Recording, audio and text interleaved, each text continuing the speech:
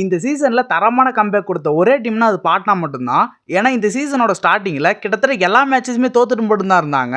எல்லாருமே என்ன சொன்னாங்கன்னா போன சீசன் ஃபைனல் போயிருந்தாலுமே இந்த சீசன் பிளே ஆஃப்ஸ் கூட போக மாட்டாங்க அப்படிங்கிற மாதிரி சொல்லிட்டு இருந்தாங்க. ஆனால் பாட்னா வந்து நாங்கள் 3 டைம் சாம்பியன்ஸ்ன்றதை நிரூபித்து கடைசி ஆடின 5 மேட்ச்சுக்கு பேக் டு பேக் 5 மேட்சுமே வின் பண்ணி இப்போ பிளே ஆஃப்ஸ்க்குமே செலக்ட் ஆகிட்டாங்க. அது மட்டும் இல்லாமல் இவங்க கடைசியாக மோதின 5 டீமே ரொம்பவும் ஸ்ட்ராங்கான டீம்ஸ். அவங்களை எப்படிலாம் வின் பண்ணி வந்தாங்கன்னு தான் இப்போ பார்க்க போகிறோம். அதுக்கு முன்னாடி இந்த வீடியோக்கு ஒரு லைக் பண்ணிட்டு நம்ம சேனலையும் மறக்காம சப்ஸ்கிரைப் பண்ணிக்கோங்க. ஃபர்ஸ்ட் மேட்ச் பெங்கால் கூட தான். ஐயன் 27 பாயிண்ட், தேவாங்க் 25 பாயிண்ட். இந்த ஒரு மேட்ச் ரொம்ப டையா தான் போயிட்டு இருந்துச்சு.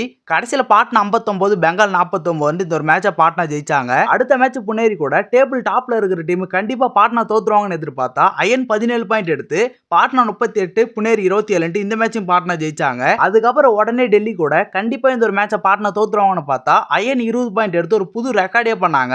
பாட்னா 61 பாயிண்ட், டெல்லி 26 பாட்னா இந்த ஒரு மேட்சும் ஜெயிச்சாங்க. அதுக்கப்புறம் கடைசி மேட்ச் ஜெய்ப்பூர் கூட ஆடினாங்க. இதுல பாட்னா 33, ஜெய்ப்பூர் 18 இதுலயுமே பாட்னா ஜெயிச்சு பிளே ஆஃப்ஸ்குள்ள செலக்ட் ஆயிட்டாங்க. இந்த சீசனும் பாட்னா ஃபைனல்ஸ் போவாங்களா இல்லையா அப்படிங்கிற உங்களோட கருத்தை கமெண்ட்ல சொல்லிட்டு போங்க.